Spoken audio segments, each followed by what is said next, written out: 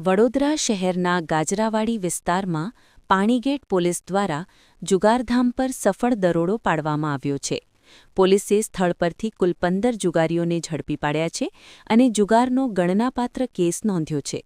મળતી માહિતી અનુસાર ગાજરાવાડી વિસ્તારમાં લાંબા સમયથી જુગાર રમાતો હોવાની બાતમી પાણીગેટ પોલીસને મળતા પોલીસ ટીમે આયોજનબદ્ધ રીતે દરોડો પાડ્યો હતો.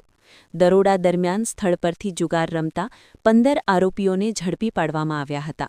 પોલીસે આરોપીઓ પાસેથી રોકડ રકમ તેમજ જુગારના સાધનો પણ કબજે કર્યા હોવાનું જાણવા મળ્યું છે. પાણીગેટ પોલીસ દ્વારા તમામ આરોપીઓ સામે કાયદેસરની કાર્યવાહી હાથ ધરવામાં આવી છે અને મામલે વધુ તપાસ ચાલુ રાખવામાં આવી છે.